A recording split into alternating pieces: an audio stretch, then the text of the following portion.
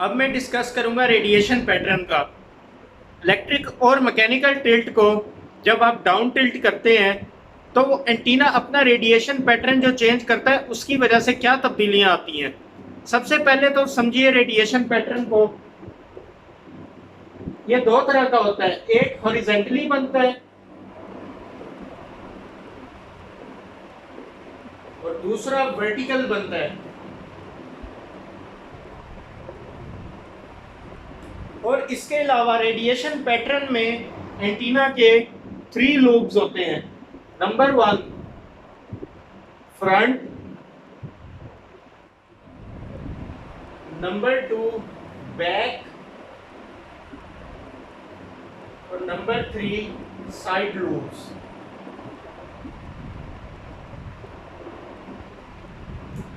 और ये किस तरीके से बनते हैं वो मैं आपको दिखाता हूं।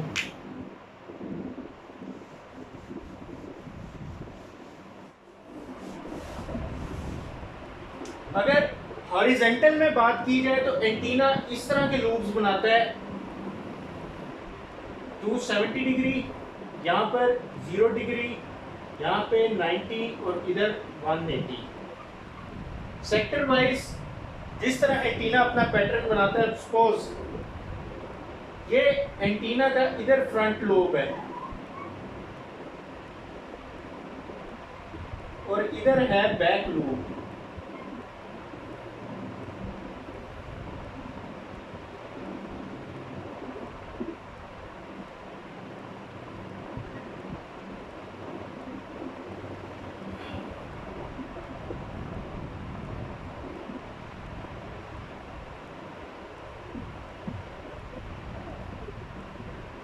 और इधर जो बनाएंगे, इधर एंटीना के बनते हैं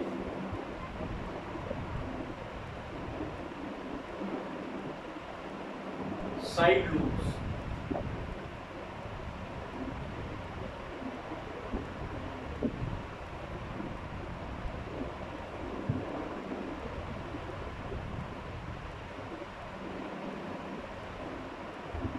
अच्छी क्वालिटी का जो एंटीना होता है, जितने उसके साइड लूब्स कम होते हैं उतना अच्छा उसका रेडिएशन पैटर्न होता है, उतनी अच्छी वो सिग्नल स्ट्रेंथ देता है और उतनी अच्छी ही हमारे पास सिग्नल की क्वालिटी होती है। जब भी एंटीना डिजाइन किया जाता है तो सबसे पहले उसका रेडिएशन पैटर्न चेक किया जाता है। अगर रेडिएशन पैटर्न में साइड लूब्स की तादाद ज़्यादा है तो वहाँ पर वो सबसे ज़्यादा एनर्जी वेस्ट करेगा अपनी। और फ्रंट लूप जो एंटीना का होता है वो जितना अच्छा होगा, जितना स्ट्रांग होगा, उस एरिया में सबसे ज़्यादा जो सिग्नल की स्ट्रेंथ होगी वो स्ट्रांग होगी।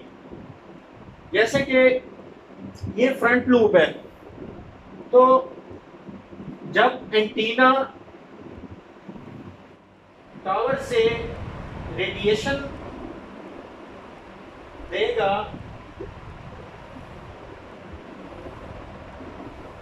सपोज ये एंटीना जो है अप टिल्ट है, अप टिल्ट में इसका रेडिएशन पैटर्न जो है वो कम हो गया है।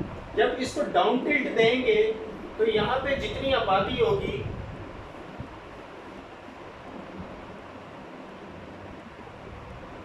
वहां पर इलेक्ट्रोमैग्नेटिक वेव्स, रेडियो वेव्स वो कंसंट्रेट हो जाएंगी, जमा हो जाएंगी। जिस तरह मैंने आपको पिछले लेक्चर में बताया, अप टिल्ट से डाउन टिल्ट करने से जहां रेडिएशन ज़्यादा प्रोड्यूस होती हैं वहां पे इलेक्ट्रोमैग्नेटिक वेव्स ज़्यादा कंसंट्रेट हो जाती हैं, जिसकी वजह से सिग्नल स्ट्रेंथ स्ट्रांग होती है।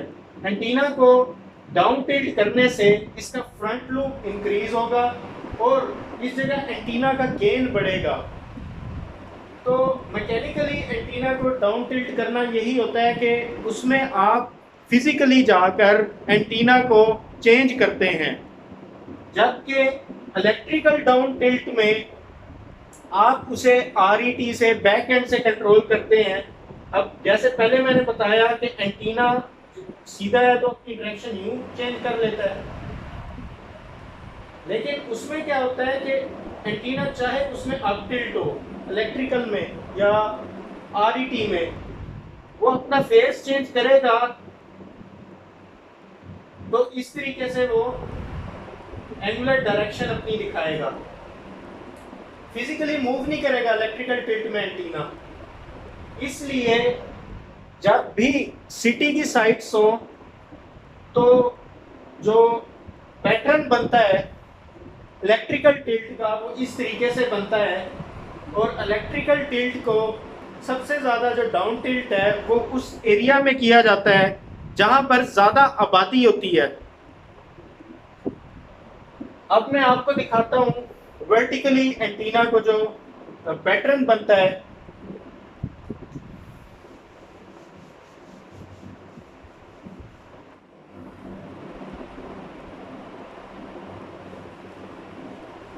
उसमें फ्रंट लूप और बैक लूप किधर बनते हैं, तो वर्टिकली इधर पैटर्न बन रहा है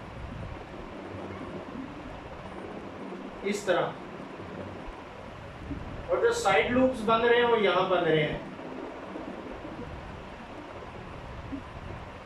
तो ये हमारा जो फ्रंट लूप है ये जिस सेक्टर में पड़ेगा, जिस एरिया में पड़ेगा, वहां पे सिग्नल स्ट्रेंथ सबसे ज्यादा स्ट्रांग होगी।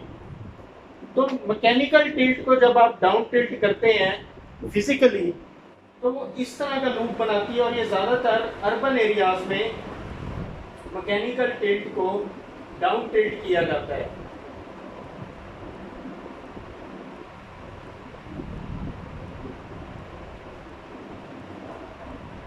अब इसका जो एक्स्ट्रा लूप बनता है वो ज़्यादा एक्सपेंड हो जाता है, जिसकी वजह से एंटीना अपनी ज़्यादातर एनर्जी जो है रेडिएट जब करता है तो यहाँ पर वो वेस्ट हो जाती है। तो जितना ज़्यादा हम फ्रंट लूप को फोकस करेंगे उतनी ज़्यादा हमारी सिग्नल की स्ट्रेंथ बेहतर होगी। आप चाहते हैं कि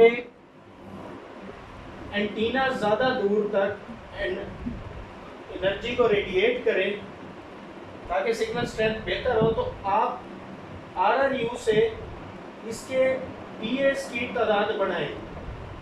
सपोज ये आपने 1 TRX, 2 TRX, 3 TRX, जितनी ज़्यादा आप बढ़ाएंगे, ये 1 TRX 20 वाट का होता है, तो 20 multiply by 3 is equal to 60 वाट।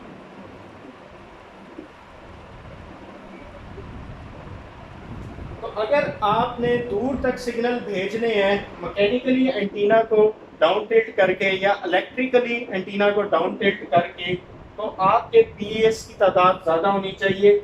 जैसे मैंने बताया था पिछले लेक्चर में, TX RX plus RX is equal to 1 PA, और वो 1 PA कितना बनाता है, 20 वाट।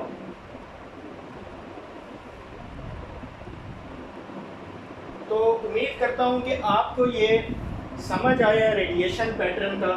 और इसके अलावा एक और चीज़ आपको बतानी है इसमें, सपोज आप साइट पे गए हैं, आपने डाउन टिल्ट करके इस इशू को रिजॉल्व करवाना है, तो बाज़ इंजीनियर्स क्या करते हैं, वो जाते साथ ही एंटीना को डाउन टिल्ट करा देते हैं, और उसके बाद जब वो चेक करते हैं तो कोई असर नहीं पड़ा होता। वैल्यूज़ जो है वहीं की वहीं होती हैं, थ्रेशोल्ड्स के पास ही, और सिग्नल स्ट्रेंथ जो है हमारी वो बेहतर नहीं होती। सबसे पहले हमें चाहिए कि डायरेक्शंस देखें। सपोज फर्स्ट सेक्टर हमारा 0 डिग्री पर है, या फिर फर्स्ट सेक्टर हमारा 30 डिग्री पे है, तो सबसे पहले क्या करें, उसकी डायरेक्शन चेंज करके देखें। 10 से 20 डिग्री उसकी डायरेक्शन चेंज करें, ज़्यादा नहीं चेंज करनी है आपने। उसके बाद उसका टिल्ट का 1 पॉइंट बढ़ाएं या 2 पॉइंट बढ़ाएं। सपोज कि ये इलेक्ट्रिकल टिल्ट इस तरह का जो स्केल शो करती है हमें, यहाँ पर 0, 1, 2, 3, 4, 5 अप टू 10। अब वो टिल्ट जो है 2 पर है, आपने क्या करना है, सबसे पहले उसकी थोड़ी डायरेक्शन चेंज करके 4 तक लाना है। फिर चेक करना है उसमें कि अब हमारे पास RTWP की क्या वैल्यू है।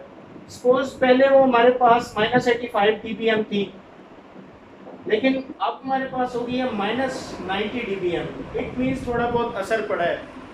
तो जैसे आपने 30 से 10 की है, 10 से उसे 0 करके देखें, उसके बाद उसे करें थोड़ा डाउन टिल्ट को 8 तक, 8 तक जब आप करेंगे तो आप देखेंगे कि आपकी सिग्नल स्ट्रेंथ इंप्रूव हो जाएगी, आपकी RTWP इंप्रूव हो जाएगी, जिसकी वजह से सिग्नल स्ट्रेंथ इंप्रूव होगी। तो दोस्तों उम्मीद करता हूँ आपको ये टॉपिक समझ आया है, और अगर कोई क्वेश्चन है तो मुझसे कमेंट्स में लाजमी पूछिए, और मेरे चैनल को सब्सक्राइब करना मत भूलिएगा।